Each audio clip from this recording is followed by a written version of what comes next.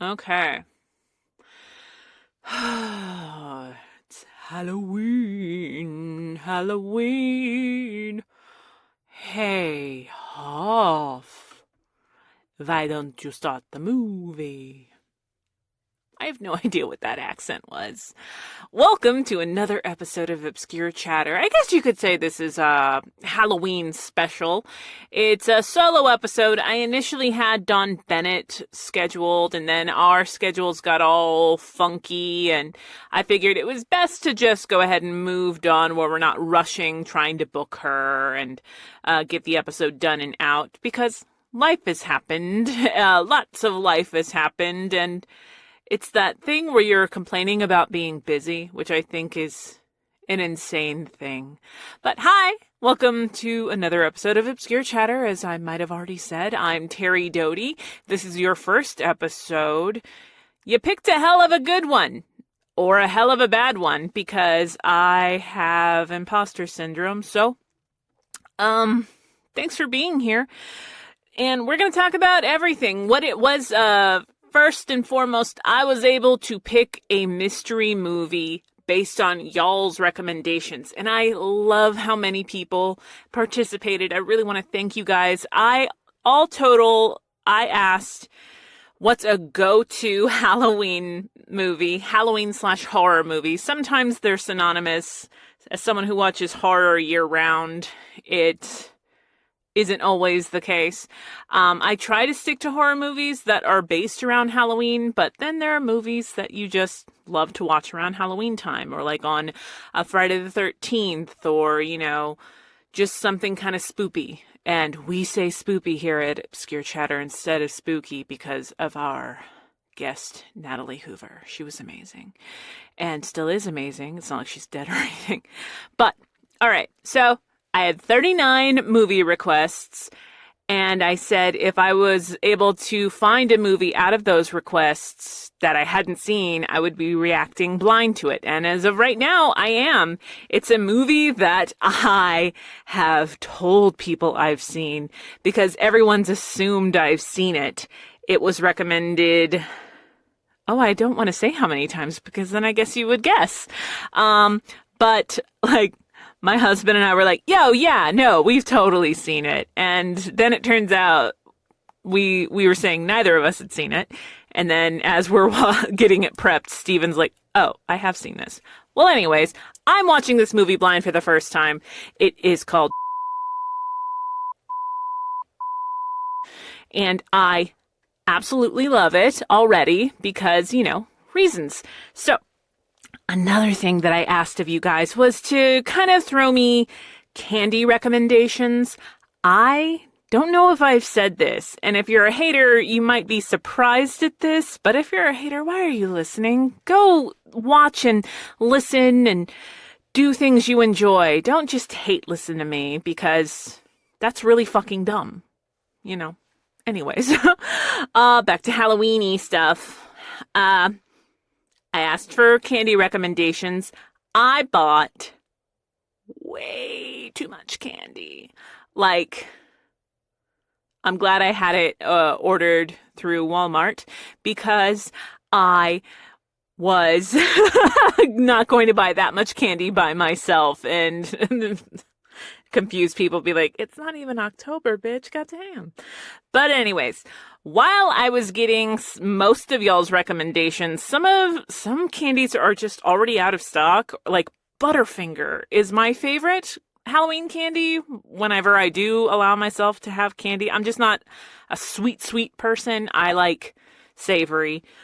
With the occasional sweet or semi-sweet bullshit. Anyways, this is boring. Walmart accidentally or intentionally, I don't know, just threw in a random Kit Kat thing. And this is how I learned through Twitter that Kit Kat has all these insane flavors. And I do love me a Kit Kat.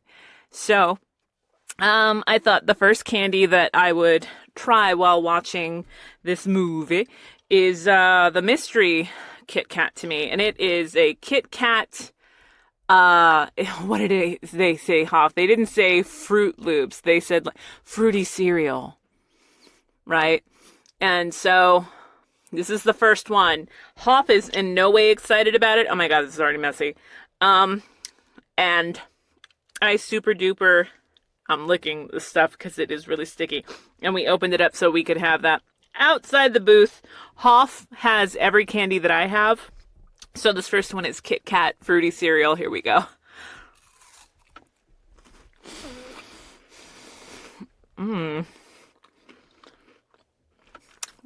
Hoff?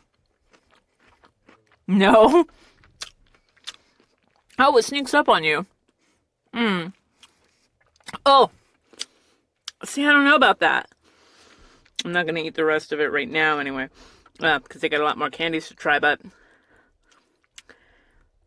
I think what throws me off, I would love the waferness of it, which is, yeah, like a fruit cereal. Not Fruit Loops, but a fruit cereal.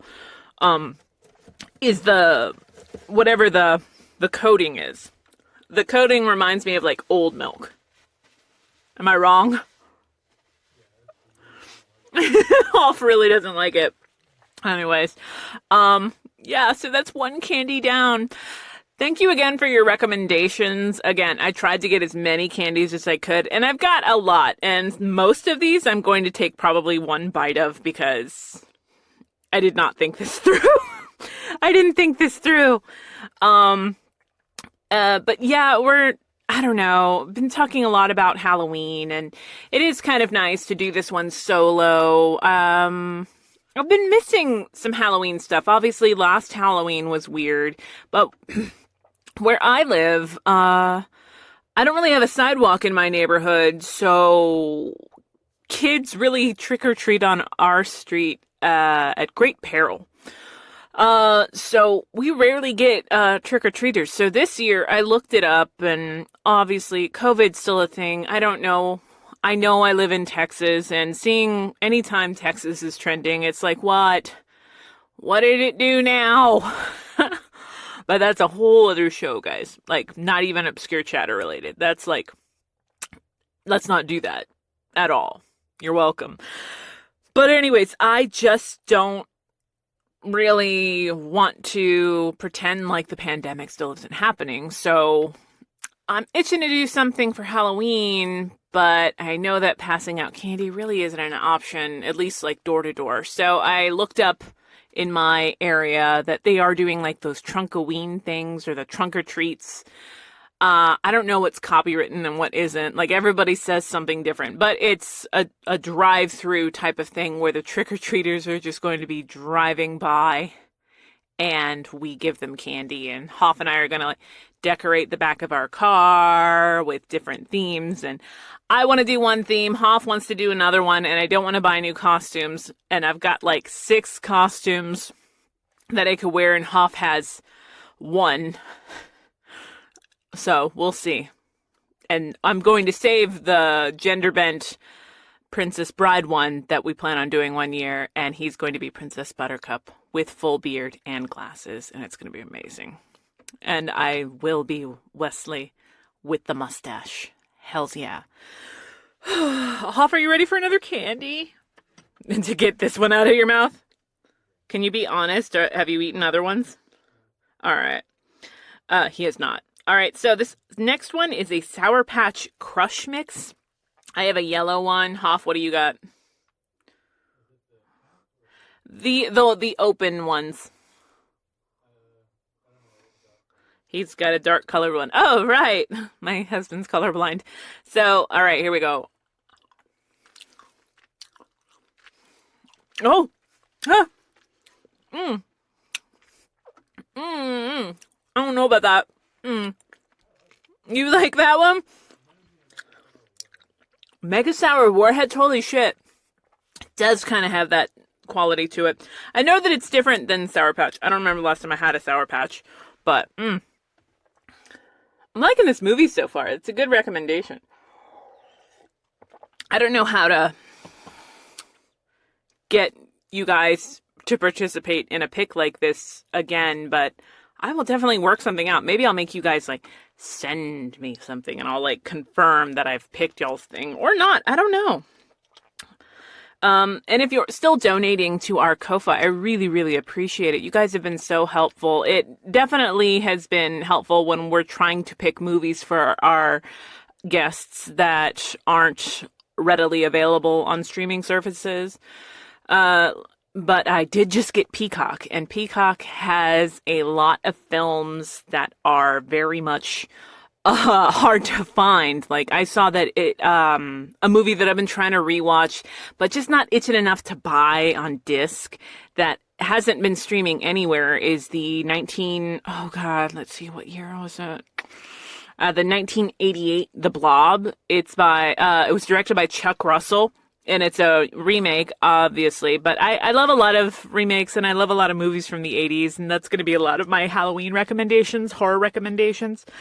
Heavy 80s, some 90s, but a lot of 2000s too that sneak up on you. But Chuck Russell also did, I think, one of his first horror movies, if not his first horror movie. I don't know if it's his first movie directing, was Nightmare on Elm Street Part 3, Dream Warriors. We're the Dream Warriors.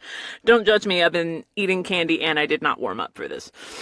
But it's great practical effects, and it still creeps me out.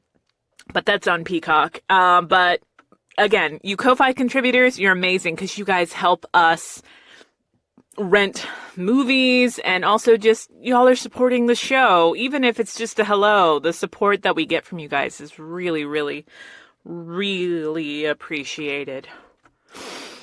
So appreciate that I'm eating like more candy than I've eaten in the last 10 years today. So I love you. All right, Hoff, I have a candy corn. Are you ready? Here we go. Oh, ugh. I don't know about that, babe. Grandma liked them. I get the nostalgia quality to it. But for me, candy corn, I don't know. I grew up on Halloween, the Halloweens that I remember are usually with my cousins. The better Halloweens, where my grandma would put us all in her very barely functioning station wagon, and we would all drive to the nicer neighborhoods of West Texas. And but when we didn't do that, we would get a lot of candies that you would get at get from Mexico, because I had an aunt that had a candy shop in Mexico, and her big thing was bringing over all these candies that are, really pastries, but they're so sugary sweet and simple. And the candy corn reminds me of, oh God, someone help me. Especially if you're familiar with Mexican candies. What does candy corn remind you of? Because it's on the tip of my tongue, literally. And yeah. Let's see. Aside from that, a big candy that I thought that I liked. I thought that I liked Twizzlers, and I'm getting my Twizzlers ready. I know that Hoff isn't a big Twizzler person, mostly because, oh my gosh, how do you open this? Oh, okay, like that. Oh God, opening up this Twizzler twist. Is a twist different than a normal Twizzler, Hoff? I don't think so. But, it just smells red. Do you smell that red 40? Okay, so I'm gonna bite into it. Oh! It's a horrible sound! Strawberry shortcake dolls.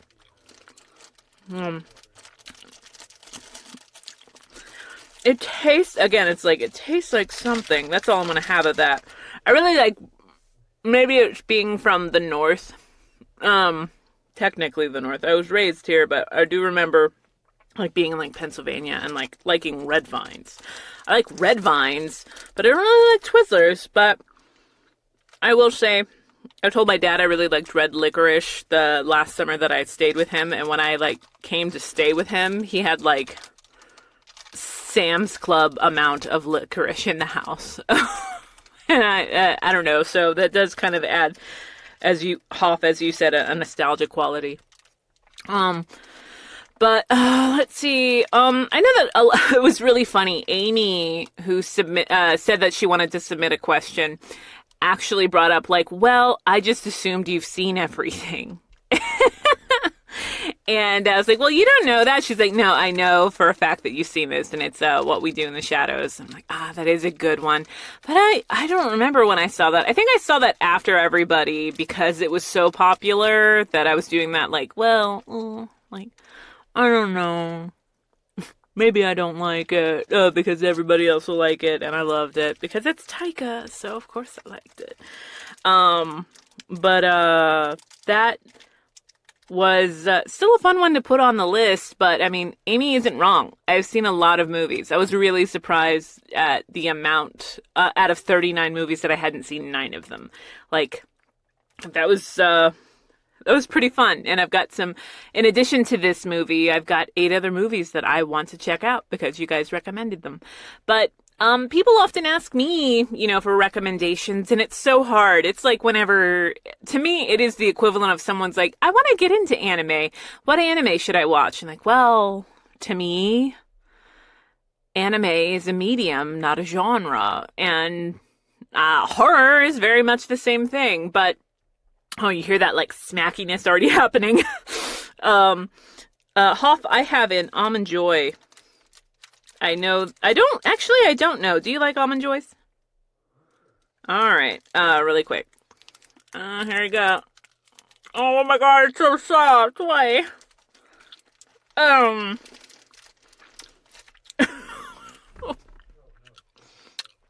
You didn't know it was coconut, Hoff?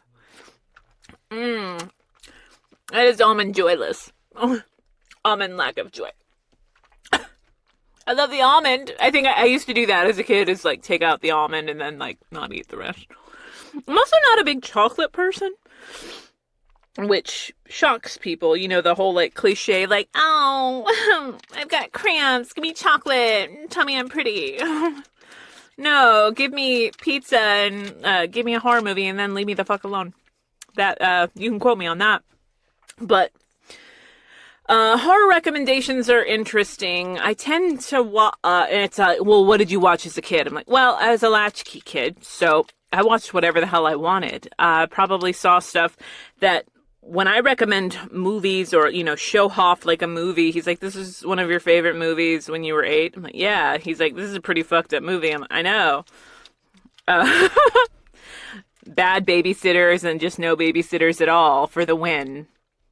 Especially like on those trial periods where my mom would get cable and you're like, cool, we have Showtime for the next month. Let's turn on the TV at 11 o'clock at night, and it might be horror or it might be softcore porn. Either way, this is inappropriate. But yeah, my biggest horror recommendation is always going to be Trick or Treat. It came out in 2007, and I always have to specify that because apparently there's a Gene Simmons movie that's also called Trick or Treat. I don't really like Gene Simmons, but I do like Kiss. But I don't even really know why. He just gives me a weird vibe. But Michael Dougherty did it. There's also a comic that came out a few years ago by the same name, or like Trick or Treat, Day of the Dead. That's also fun to read. But I'm obsessed with it. I watch it on Halloween every day since Tatum rented it. My friend J. Michael Tatum, rented it and kind of had like a low-key party, and we all watched it blind, not really knowing anything about it, and I love it. I have a lot of Sam figures. It's just the perfect film for someone that wants, like, I need the quintessential horror movie on. 4 tales all interwoven. I love it. Please check it out. And let's see. Then, a lot of people really enjoyed there's always there's that meme, the September 30th versus October 1st. And I posted a picture of, this isn't a fucking costume. This is a way of life from Return of the Living Dead. Return of the Living Dead is not a continuation of Romero's Night of the Living Dead series. It references the films. It's camp, but it's still really fucking scary. There are things to this day that still creep me out. But I love that movie. Stephen and I reference it, I think, every day. Like, every day or every other day. Like, there's this whole song that's throughout the movie, like, where it's like, do you wanna party? And we always make that shower. Instead of party time, we go shower time. It's the dumbest thing, but couples are dumb.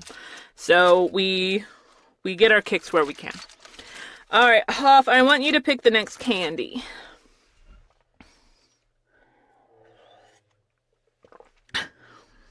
Reese's. The Reese's Peanut Butter Cup. Now that, I'd say, that is the most popular one.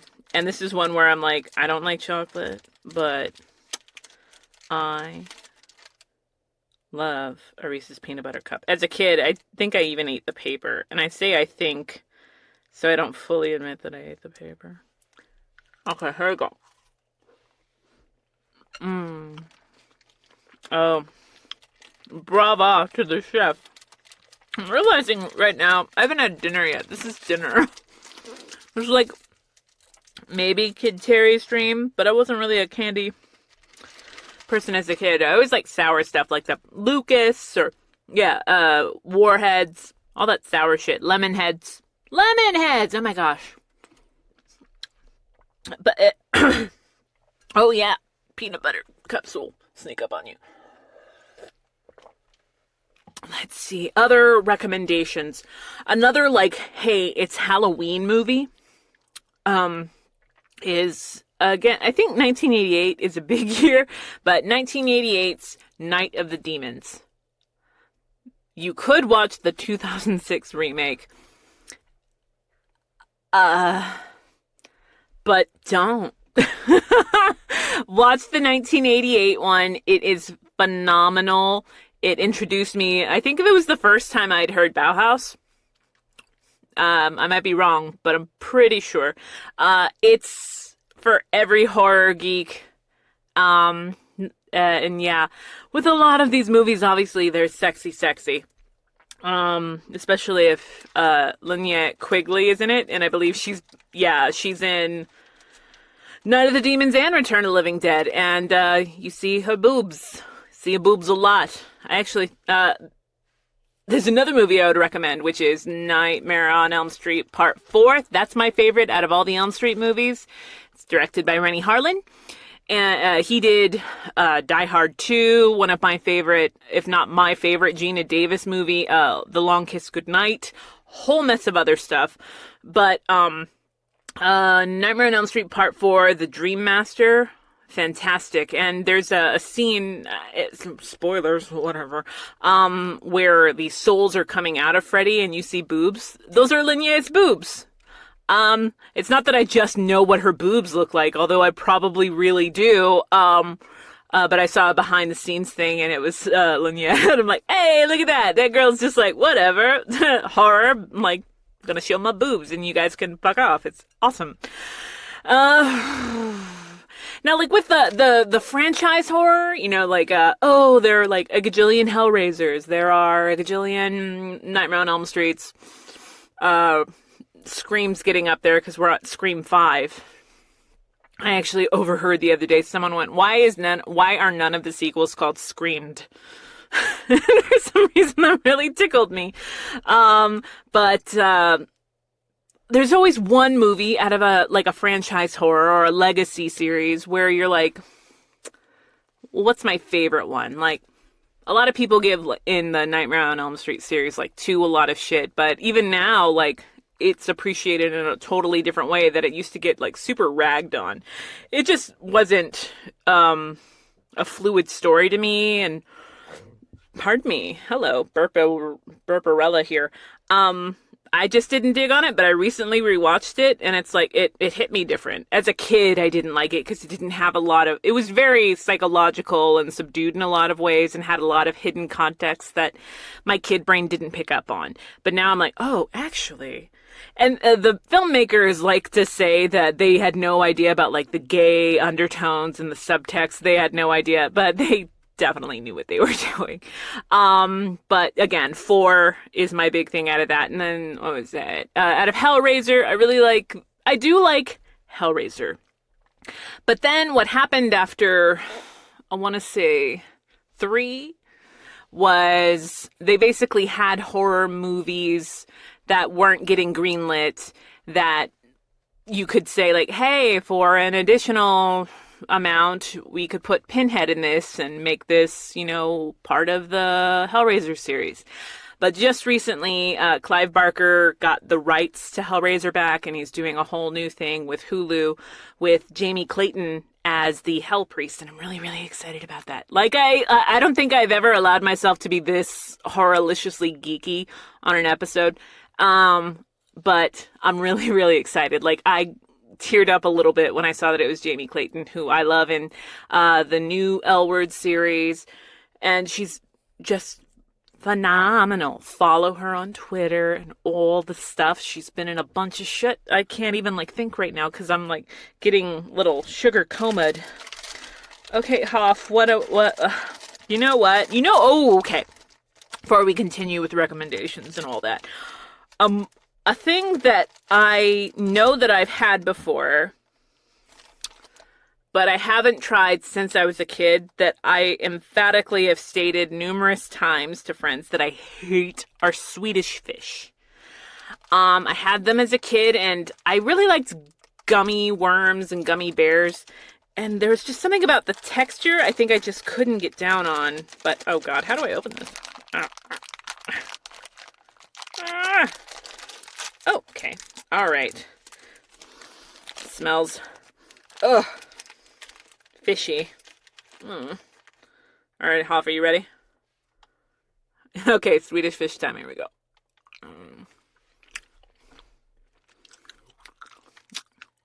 That's a no for both me and Hoff.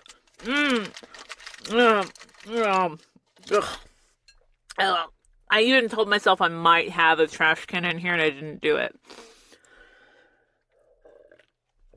Pardon me. It tastes medicine-y. Like, I remember Sarah Pantilia, who was on episode 5 or 6, she was this was supposedly one of her favorites, and I didn't get it. Are they all the same color? I feel stupid. Are they always red? I don't know, but they're all red, right? Okay, I'm assuming. All right, yeah, I have to hurry up and get, this taste out of me. Okay, what else do we got? This taste out of me. Hello. Okay, here's the OG Sour Patch. Let's stick to the gummies. All right. Speaking of gummies, might need one after this. CBD gummies. They are delicious. Okay, Sour Patch, the normals Sour Patch, and this is an orange one. Oh. I'm sorry for the snacks, guys. Or maybe you guys are into that. I don't know your life. I'm into it. Hoff? You like the crush mix better? You're insane. Well, good, because we have a lot of it. Okay, we were talking about recommendations. As far as books go, those are also amazing, but the first one that comes to mind, I guess is tied to another recommendation, film recommendation, but The Zombie Survival Guide by Max Brooks is awesome. If you're a zombie fan or not, I know that zombies kind of right now to me are a little, I wouldn't say played out, they're just overdone. We just don't need more zombies right now. But I as a kid I was really into Romero's films, and I met Romero because I just really liked that he was a guy from Pennsylvania, and I really clung to the identity of being someone from Pennsylvania. And he's a filmmaker, and I was really nervous when I met him, and I said on previous shows that he's like, "Oh, I'm the reason you're in film. I feel like I should apologize to you." But I don't know. I've just always liked the zombie movies. I've even got a zombie pinup girl tattoo. I love zombies. But Max Brooks takes a lot of his stuff seems really well thought out and researched, but it's still from the point of view of humor. I even did, oh my gosh, Hoff, I think it was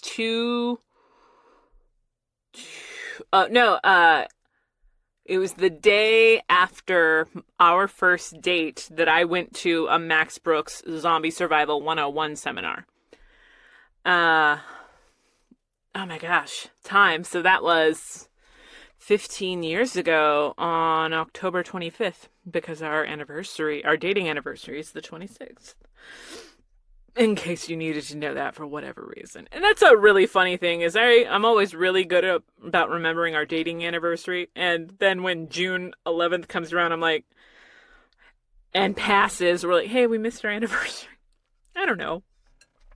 But tied to that, for our second date, a couple of days later, we saw Young Frankenstein. I had already seen it, but it had been a while. But Stephen was running sound for the Ridgely Theater in Fort Worth, and he had to work the night of Halloween. And the night of Halloween, they were having what college was it, Hoff? It might have, I'm thinking it might have been TCU, but it was a fraternity sorority mixer with oh my God, what was the cover band? It was like a Motley Crue cover band? No, not Van Halen. Oh my God, Poison? I'm trying to blank, but it was like a hair metal band.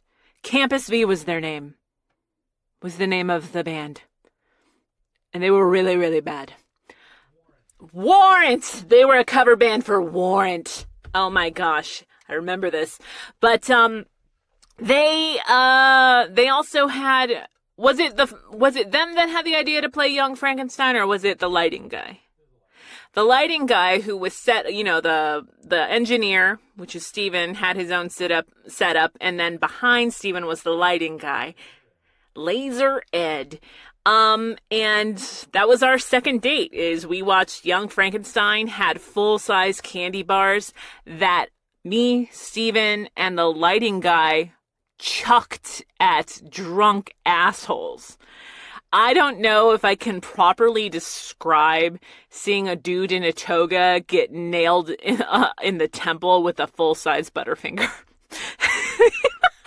It was pretty amazing. Laserette, just booed the man, and the band got pretty crappy, but it was a great second date, and you got to see Young Frankenstein, or Young Frankenstein. Frankenstein's always a big one for me. And obviously Young Frankenstein was directed by Mel Brooks, who is Max Brooks's dad, and I've always loved Mel Brooks movies. But then God, I want to say I might have seen Young Frankenstein before I saw any incarnation of the Frankenstein movies or read the book. But Bride of Frankenstein's also a really big, important one to me, because just for what they did at the time. It was a movie that came out in the mid-30s, for crying out loud. And a lot of people didn't want to do a sequel, but at that point in the Universal monster genre, they always had to make sure to kill the monster at the end. I forget what it is, but a lot of people didn't want to do Bride of Frankenstein. And I actually made a bunch of us, like me, Steven, Monica, Ron, Joel McDonald, and his wife. We went to see a 35 millimeter print of it, and it was so much fun. The Texas Theater is so good about showing like films, and there's a quality to it, and I don't know, like, it was a little boring to a few of them, but I watch it because, one, I think the bride is beautiful, and I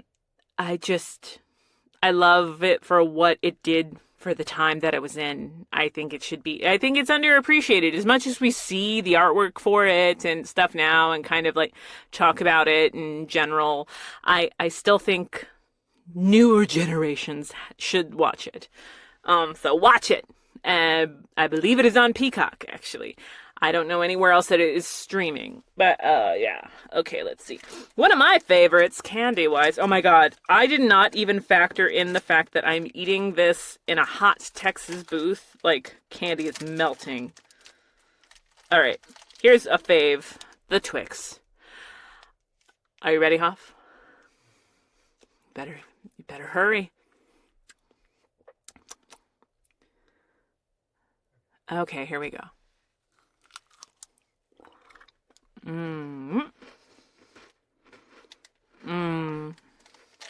That's still good. That is still very, very good. I'm down. I'm down for the Twix. I could eat all of that, but it's like, no. Here's another one. I will fully admit, as far as movies go, there are movies in here there are movies that I've mentioned or will mention that may or may not have been watched. And for those new to Obscure Chatter, if you're wondering why we beeped the name of the movie, is we should be focusing on the, on the conversation. But it's kind of a weird little damned if you do, damned if you don't, because like I'm talking about movies. We're talking about Halloween and having a lot of candy. Hoff, do I sound like all I'm like, or is that just normal? It's just normal. Fuck you, and I love you.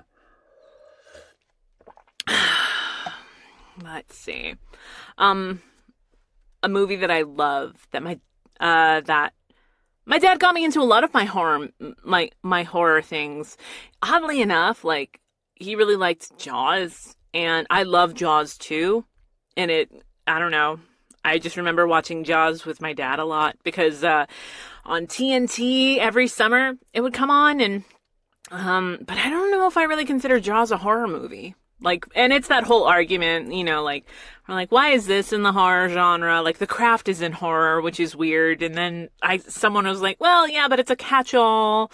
So, like, I understand it. And then other people are like, well, witches is horror. And I'm like, let's not get into that. No. But, Jaws, I guess I get now. But then there's like it's a werewolf movie. I don't know something with werewolves that isn't considered a horror movie, but a great film that came out in 2000, and has two great follow-ups, Ginger Snaps, about Bridget and Ginger Fitzgerald, and I love it. Canadian werewolves, let's do this. And another movie that gets compared to Ginger Snaps a lot is a 2009 movie called Jennifer's Body with Megan Fox. And I love it. Who doesn't love two best friends and questioning scenes of sexuality, and questioning in a good way, like, why aren't I seeing more of this? Hi. God. But I believe technically Jennifer is a succubus, I think. I don't know. But I love it. I think it's great. And a lot of people shit on it when it came out, but I also think that's the way it was marketed. It's around that time that we didn't, really catch on how much we were not seeing Megan Fox as a person, but more as just pretty. And I mean, I didn't, or I did sometimes, I'm sure, but I love the movie. It's great, man. Jennifer's Body, Ginger Snaps, all of it. Go see it. Let's see. I feel like there's an obvious, I'm trying to interchange chocolate and not chocolate, but we're getting to the point where I think everything has chocolate. Oh, there's the Reese's Pieces, which is so funny. Hoff You said that you don't like Reese's Pieces. You like peanut butter cups, though. Okay, like, why?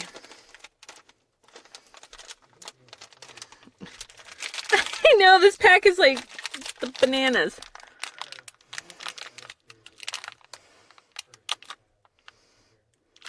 What? There's a courtesy tab. Oh my god, did I already tear it? Okay, I don't see it. Oh my gosh. I might need your help. Oh, I'm so sweaty. I can't open it. Hold on, I'm gonna use my shirt. Help me. Oh no. Oh no. This might be a disaster. No. Ah. Don't laugh at me. Office here. You see what I did? Thank you. It's all sopping wet from my mouth. That's a soundbite you want in the world. Thank you, Hoff. All right. These are Reese's Pieces. I loved Reese's Pieces, but I think, like, I sometimes would be worried. I'm like, do I like Reese's Pieces, or did I just really like E.T.? Because what was it? Like, M&M's was offered E.T. first. And they said no, so Reese's Pieces was like, yeah, we'll take that fucking deal. So I'm wondering, since I loved E.T. so much, if M&M's had said yes, would I be, like, geeking over M&M's instead? All right, so there's the peanut butter cup, and then there's the Reese's Pieces. Here we go.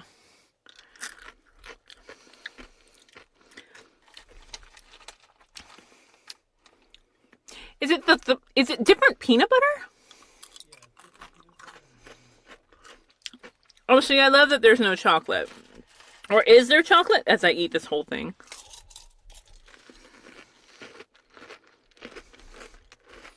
Is this still supposed to be chocolate? Wow. Told myself I would only take a bite, and I'm like,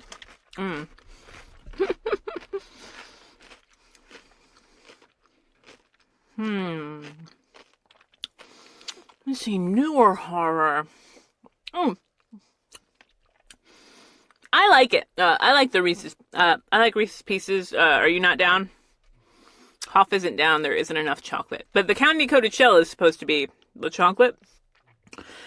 See, I don't get chocolate from that, but whatever. Let's see. A more current movie that I'm really into, and I think it's made for people that are really into the Friday the 13th movies, the slashers. Which I'm hit or miss. Like, some people even consider Freddy a slasher, but, like, it's a little weird when you remember, like, this dude is the guy that attacks you in your dreams. But The Final Girls came out in 2015, and it plays on a lot of tropes, but it's very meta, and on top of that, it's got a lot of heart. There, you know, like, because the heart of the story is, this girl is the daughter of a B-movie actress, and her mother has died, but her mother is, you know, still famous for this very famous horror movie. So while going and seeing this movie, you know, to kind of just celebrate her mom, she finds her and her friends find themselves in the movie and see a version of her mother, all while there's a serial killer that can actually kill her and her friends as well. I think it's great. It's called The Final Girls. Came out in 2015. I don't know where it's streaming, but it's worth a watch. A lot of fun visual effects. There's a lot of great comedy in there. If you like Vampire Diaries, Nina from Vampire Diaries is in that, or she played Elena. So yeah. You know Nina. Nina, we're friends. Nina Dobrev. But speaking of slasher flicks, I didn't think I liked the Halloween movies, but I just started rewatching them, and I'm actually into them. I think as a kid I found them too boring. And I also didn't appreciate, like, what John Carpenter did just in general, but with the music. I mean, Like, I'm shitting on Halloween when I love, The Thing that came out in 82.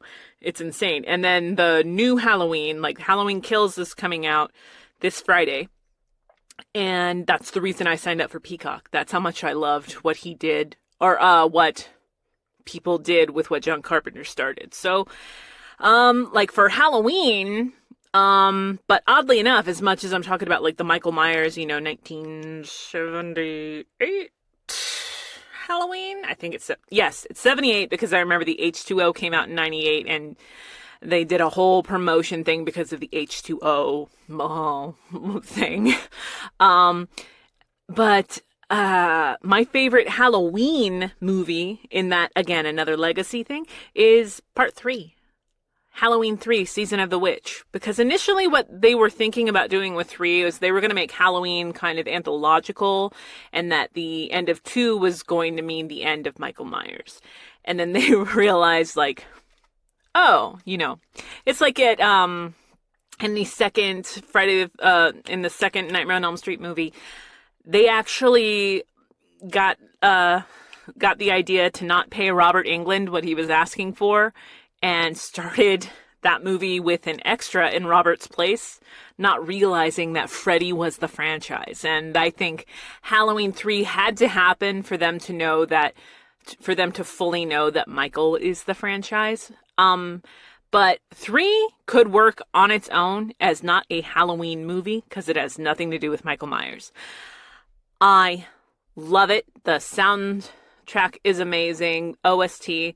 And the practical effects, it's still creepy. It holds up so well. Go see it. And then, let's see. I've talked about Halloween. Okay, here we go. Oh, here's another one I just didn't get. Milk Duds. What are Milk Duds again?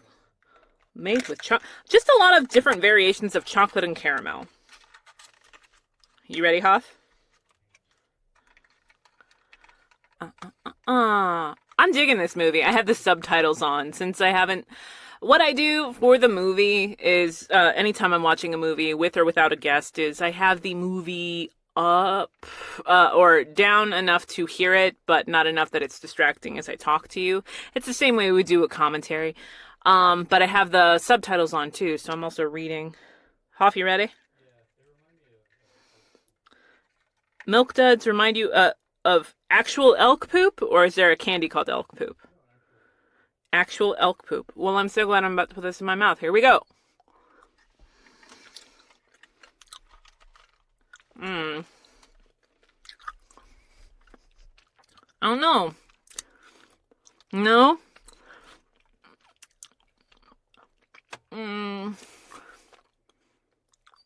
Why is it so chewy? Milk Dud. Dud indeed. Oh, hot candy take there, Terry. Whoa! I don't know why I'm such a dick.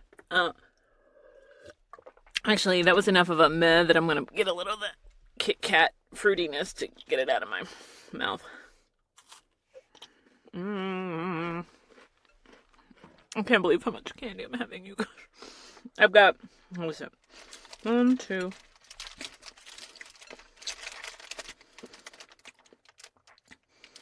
One, 2, 3, 4, 5, 6, 7. I'm actually missing one, the normal M&M, but I have the peanut butter M&M, and I think that'll be enough. All right, I have an M&M that is with the peanut. Did you know? The same guy that is J. Jonah Jameson is the voice of the yellow M&M and all the commercials, and the red one is Billy West. I always get tickled by that. All right, Hoff, you ready? Yeah.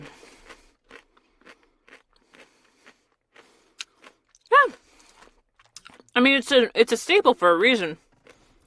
I'm not a big like M&M person, but there's a reason that it's so popular.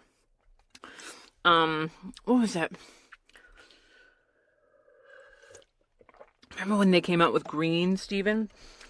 The sexy green M&M that was voiced by Vanessa Williams. Let's see, what else, you guys? If you need a Halloween horror recommendation for a kid. Obviously, everybody always says Hocus Pocus, and Hocus Pocus is good, but it's so funny that like, oh, well, I don't want anything, you know, like really risky. I'm like, it starts with a girl getting murdered, a tiny little girl, having the life sucked out of her. It might not be like fully shown in grotesque fashion, but it's still pretty fucking dark. And you want to talk about mystery of that movie is like the gajillion years that I went around thinking his name was Zachary. And it's Thackeray. T-H. Amazing for somebody with the lisp to have to say Thackeray. And I've actually done a convention with the voice of Thackeray Binks, and that dude is fucking awesome. Jay, or he wants us to call him Jay, because like, but it's Jason Marsden. He is adorable, and if you meet him at a con, tell him that he's adorable and amazing, and you would be surprised at how often you've heard him and not realized it.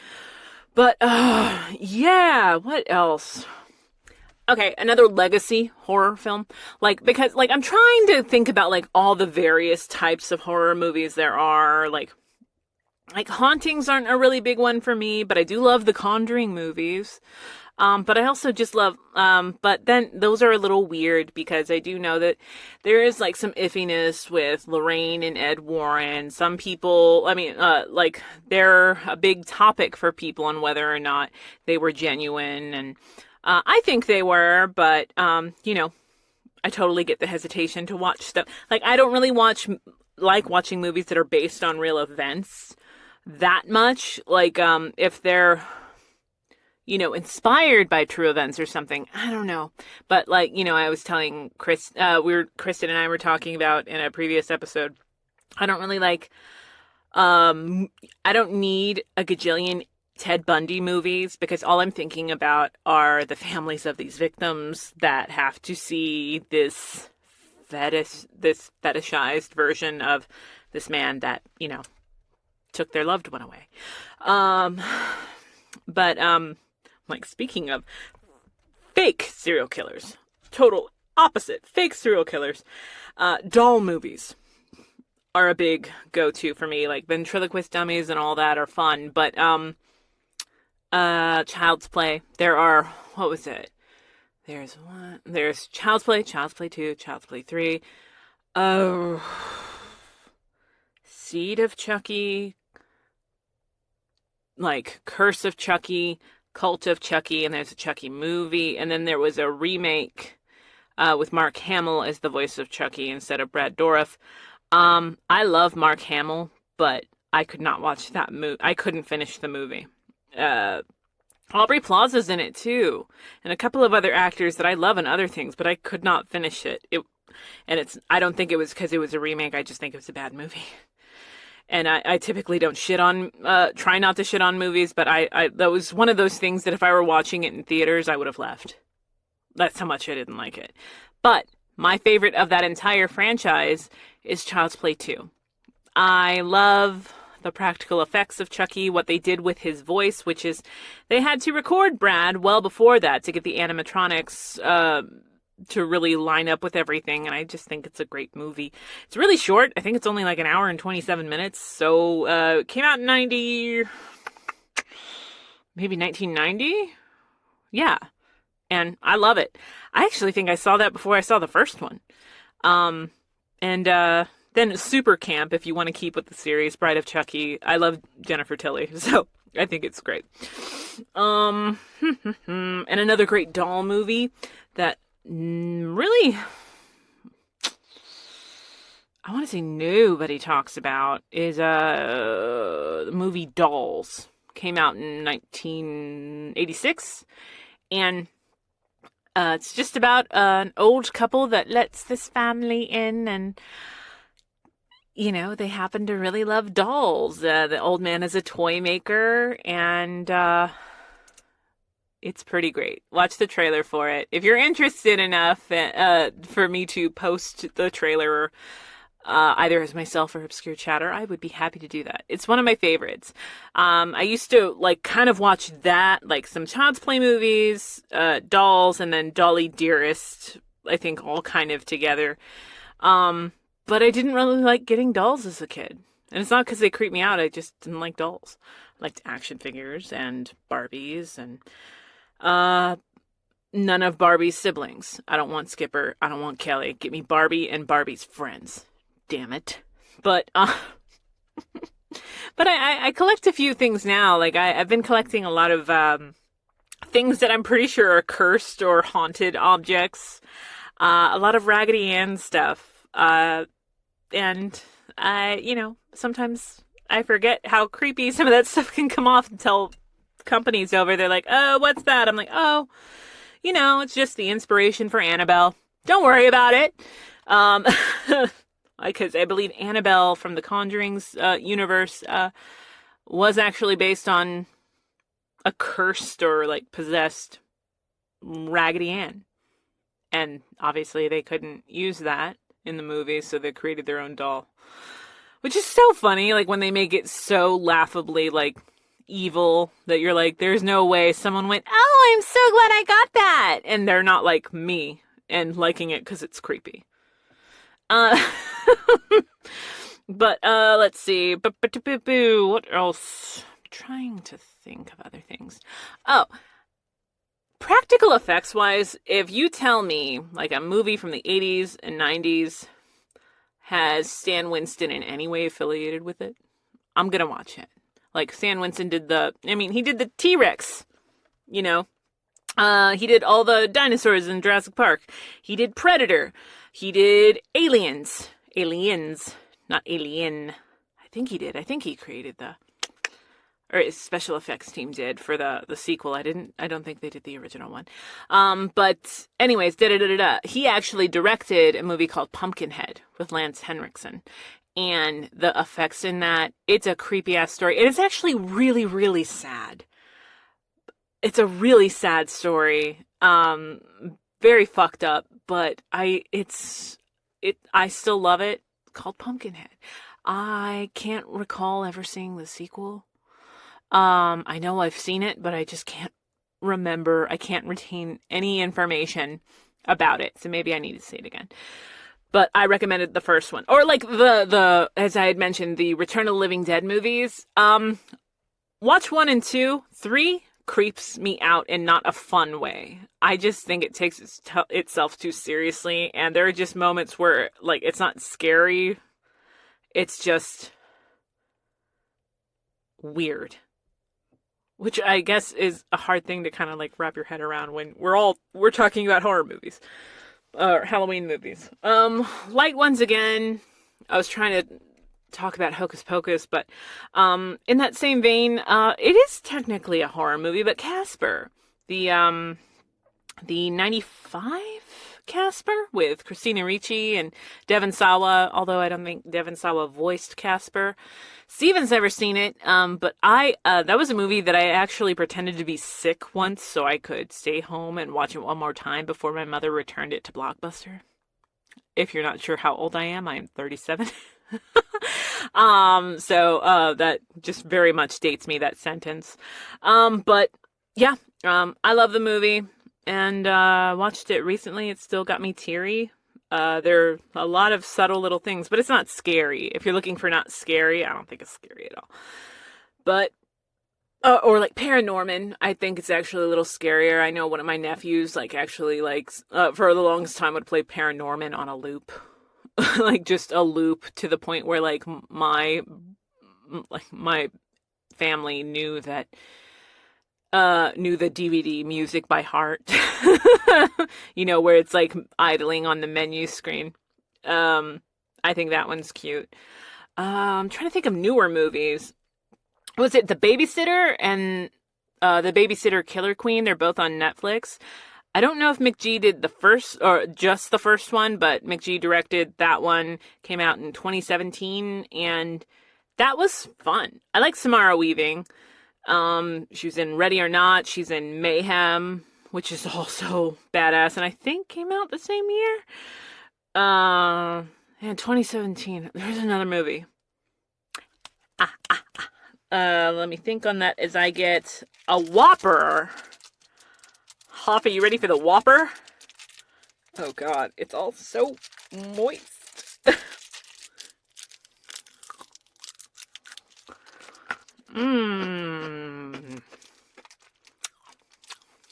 What is the Whopper again? As I'm eating it. Malted milk balls. Well, Hoff really likes malts. Do you like this? Okay. Alright, can I have a second one? Yeah. It's good and subtle. Oh no, I'm running out of water. Yeah, the Whopper is good. Let's see. I'm trying to think of like remakes. What was it? Another good book. You might have seen this author around, especially with like if you're on Goodreads or buy a lot of books. With horror being a big seller right now, you might have seen this author Grady Hendrix popping up. He's got I've read a few of his books, but my favorite one is the first one I read by him called My Best Friend's Exorcism. It is a nostalgia bomb, but it's still creepy as shit. I own it digitally, paperback, and hardback. There are moments that made me cry. It made me think a lot about just my friendships, but it's also a story of possession, and it's based in the 80s. I was about to say 90s, but no, it's based in the 80s, and check it out. Grady Hendrix has also got, oh my gosh. Check out his stuff, but some of his stuff is hit or miss, and I've got other books of his that I just haven't gotten to read yet. That's a fun one. Obviously, the 80s is a really big deal to me, and which is so funny, like, because I was born in 84, and I, shouldn't have been watching a bunch of the movies that I'm really into, but I just really like the practical effects, and I remember a lot of 80s movies. I didn't necessarily watch them when they came out, but they were just movies that people watching me or people not watching me left around, and I watched them. But Monster Squad is a good one. The Monster Squad was... I don't know why I keep telling you guys the year, but I feel like it's always fun for me. It came out in the late 80s. I want to say 87. And the way that I've always described it, it's the Goonies for goths. That's the easiest way to put it. It's all the classic Universal horror monsters coming together, and a group of prepubescent boys are trying to stop Dracula from, ending the world. There are subtle little things in it that make you go, whoa. And there is some really crappy, like, very bad homophobic couple of, like, what, I'm not gay, like, or, like, what are you gay? So some little scenes in all, like, some movies, I'm like, oh, man, I wish that wasn't in here. But if you're able to get through that, and I believe some of the filmmakers have noted, they're like, yeah, we wish that wasn't in there too. Sometimes a movie can be ruined by just ignorant fucking shit that shouldn't have even been anywhere near filming, let alone something that we're just gonna let pass through. Looking at you, Freddy vs. Jason, Kelly Rowland death scene. That was really random. But I told you I really like horror movies, you guys. But yeah, nostalgia is always a big plus for me. But also, with horror, I think I'm often more forgiving about remakes. But there are remakes that I just can't stand, like the Let Me In compared to Let the Right One In, which is a Swedish film that came out in 2008 or 9. And I saw Let Me In a little bit after that, and I just didn't understand why this was remade, other than and I've read the book well after I saw the movie. I'm into it, but that's a remake that for me didn't work. But then there are remakes, like I love Vincent Price and a lot of Hammer horror films. But I actually don't mind what was it, the 1998 or 99 House on Haunted Hill with Jeffrey Rush, Chris Kattan. I think Lisa Loeb's actually in a scene with James Marsters from Buffy. Famke Jensen, Ali Larder, Taye Diggs. A whole mess of people, and I still think it's creepy. And it was Jeffrey Combs from Reanimator. He's in it, but he's very subdued because he plays like the main like ghosty bad guy. I dig it, but again, like if you don't like any of the movies I'm recommending, you can be like, Terry, we would definitely not be sharing a movie night. I would argue that we still could, as long as you don't shit on my movies, I won't shit on yours. But at least to your face. And another one that always kind of gets lumped in is, 2001?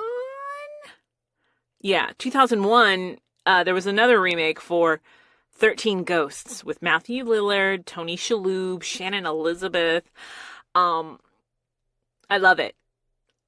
I watched it recently on my new TV. I got one of those, what are they called? Like OLEDs or whatever, like a glass screen from LG, and it's really good for dark horror movies. But I watched 13 Ghosts a couple of days ago on the new TV, and it's, some of this got dated pretty much the second the movie was out, but other parts of it really hold up. And I really like Matthew Lillard. I'm just digging on it. Love it. Also, remember this whole time I'm watching a movie blind, and I'm trying not to get too distracted, but I love this. I used to have a really big crush on this actor, Stephen. Did I ever tell you that? I know, it is not my go-to because he's really preppy. But hello. Yeah, I used to be kind of in love with him, and I don't know why. Alright, another candy. Rolos, which I think is also the chocolate caramel. It's a creamy caramel wrapped in rich chocolate candy. Okay, the Rolo. I also just liked the structure of a Rolo, but I never like actively went out and like, hey, I want Rolos. You ready? Okay. Oh, that is very soft right now. Milk Dud? That's better than the Milk Dud. No, that is good. That's good. I think. The Rolo. Man, you know what what was it? One of the ones that someone really brought up. Oh, they brought up Smarties and Sweet Tarts. I could not find any. And I loved me some Smarties, especially, or like I used to think the candy necklace was Smarties, but I guess they weren't. I didn't get the candy necklace. I just thought that was a gross thing to wear around your neck. So my goofy butt probably would just throw the necklace in my mouth and then take out the stretchy part and throw that away. Like, that's not the point of the necklace. Like, what is the point of the necklace then? But, so yeah, we have more chocolate than anything. We got 4 more candies. 4 more. Another safer one, but actually freaked me out as a kid, was Ernest Scared Stupid. Have you ever seen that, Steven? Love it. Good. Ernest, yeah, I loved all the Ernest movies. And just Jim Varney in general was a really cool guy from the stories that I've heard or whatever. But I actually think Ernest Scared Stupid was the first movie that I saw or that made me go like, who is this woman? It's Eartha Kitt. And the more and more I think about it, the more I'm confused why Eartha Kitt was in Ernest Scared Stupid. And then I started, oh my gosh, I'm realizing something. I watched Ernest Scared Stupid and went, that lady's voice kind of sounds like Catwoman, because Eartha Kitt was one of the Catwomen in the Adam West universe. Yes, I'm just remembering this. But movie-wise, this was the first Eartha Kitt movie for me. But yeah, it actually freaked me out. What was it? Ernest's dog gets petrified, and you get really, really sad, and it's kind of terrifying. But there's still like things that I reference, like anytime I'm pouring milk, I call it miak. It's great. But let's see. Okay. Oh no, we got 4 more. Hoff, do you have a Hershey's Kiss? Or Hershey's Milk Chocolate? All right. I don't know if you can go wrong with Hershey's Milk Chocolate, but is the chocolate really that different compared to other chocolates? It's a toned down chocolate. Oh my god, this Hershey's is so melted. It doesn't say Hershey's, it says Hershey. There you go.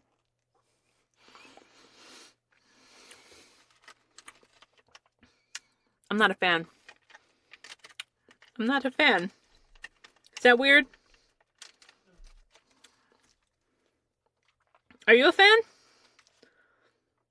I don't like it. I didn't understand the Hershey's Kiss obsession unless it had almonds in it. I don't like it. Sorry, people. I talked about Frankenstein earlier. I used to read Mary Shelley's Frankenstein, or the modern Prometheus, to practice my English accent, like as a teenager, and I still kind of do sometimes.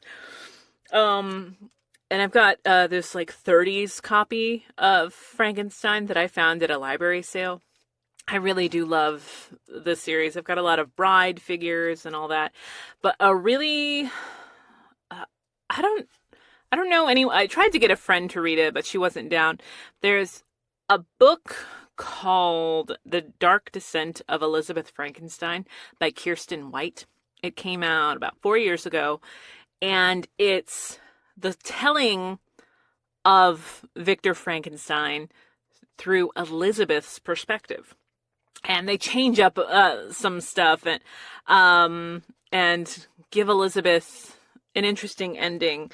But it's one of my favorite YA books, and I like what they did with the mythology. I encourage people to check it out if you're into YA and maybe some Kirsten White. Like I've got a couple of other books by her. Some I just haven't continued with the series because they weren't really for me. But then others I've got a book that I'm waiting to read by her that's about Guinevere. You know, Arthurian Legend's also a really big sell for me. Especially like if it's it's gender bent or what if we did this? Like there's so many ways to take the series. One of my favorite television series is the Colin Morgan Merlin. I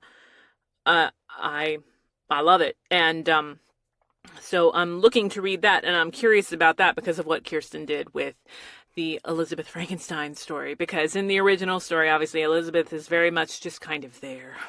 But she's very complicated, and it actually it lends more to how creepy Victor is, you know? So yeah, give it a shot. Let's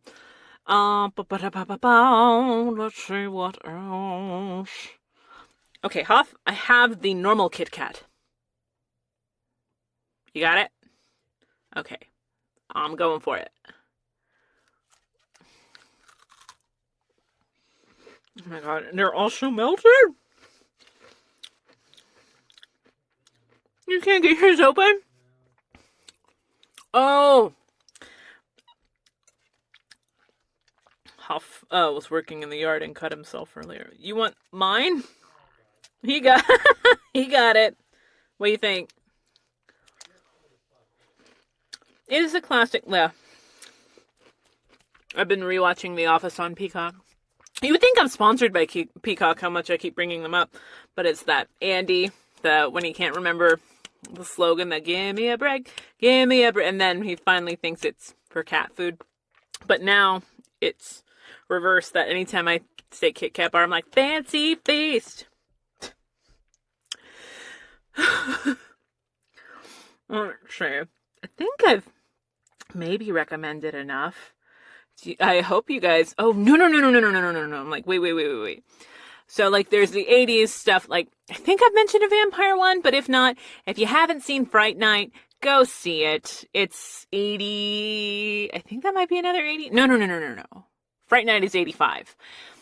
They did a remake, I think, in 2011 with David Tennant. So that was an easy rewatch for me. And Anton Yelchin. And actually, no, they've got even... they have Colin... Oh my God, what's his name? Colin Farrell, Toni Collette, a really decent cast. Oh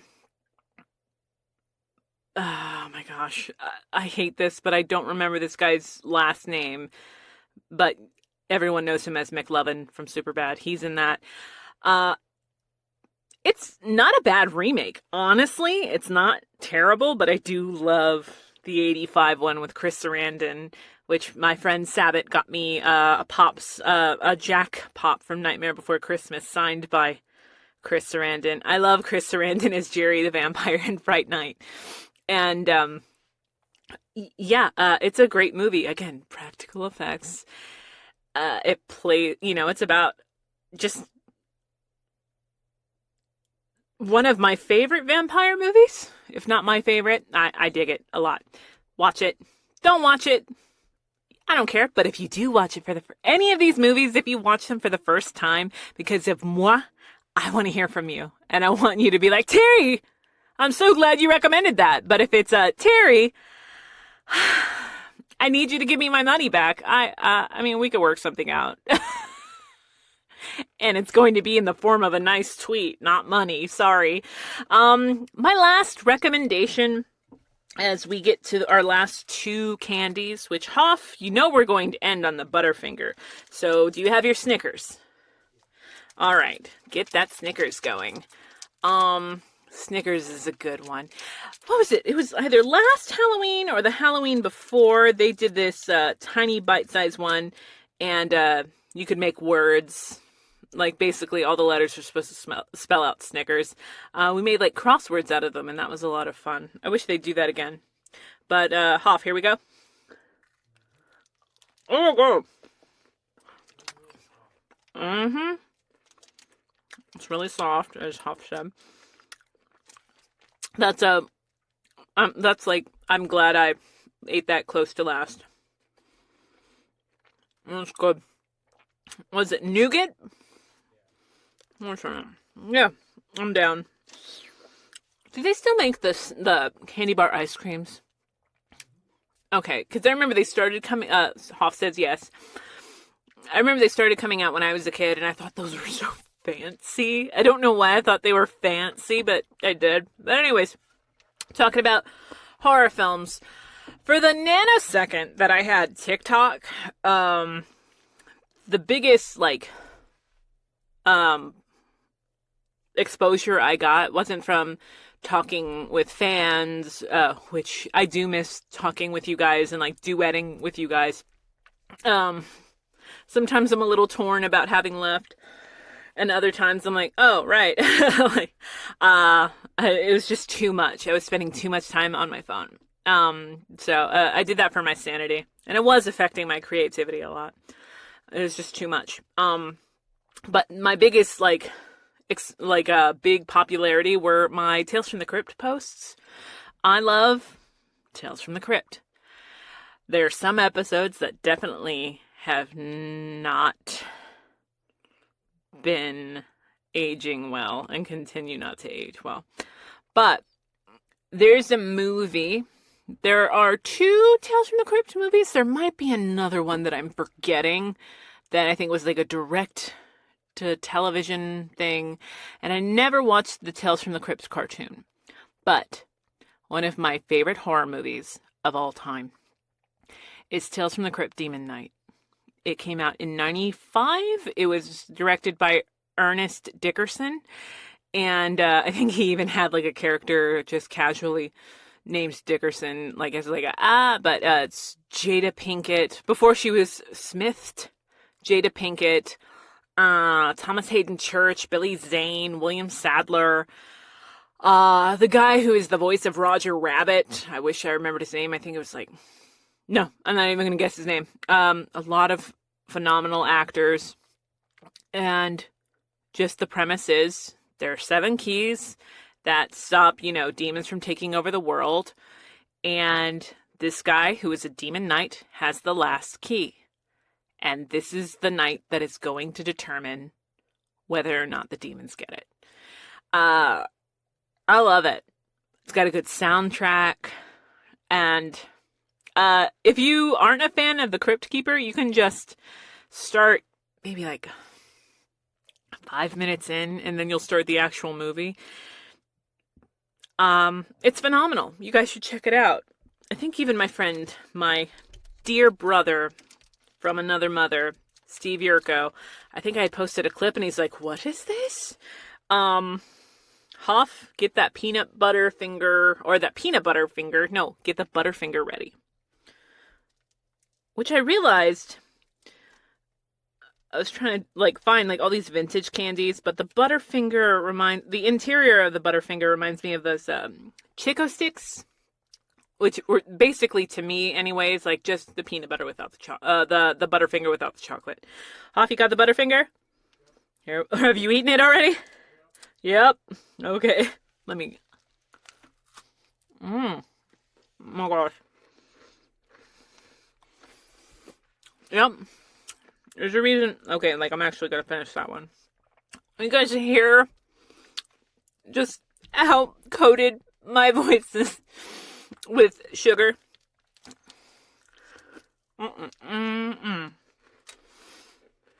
Still my favorite.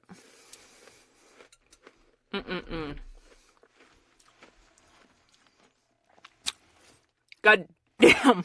But after all of that, it's like, wow. And I have no water.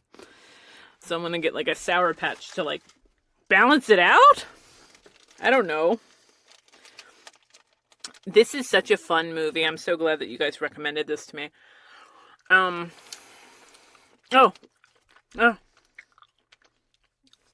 The Sour Patch was a mistake. So let me do it again. I don't know why. I don't know why. Oh, that one's better. I think it was the big, wait, chocolate or,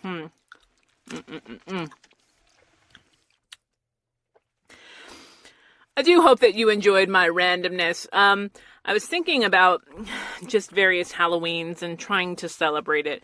There's been a lot of negative, in just, I want to say in the world, but I think we all know. And when we initially started doing solo shows, it was trying to, for me, keep up with you guys as much as you guys keeping up with me. And there have definitely been moments where I'm feeling the isolation. I do occasionally go out, but it's a very controlled go out. And when I am out, I'm so anxious.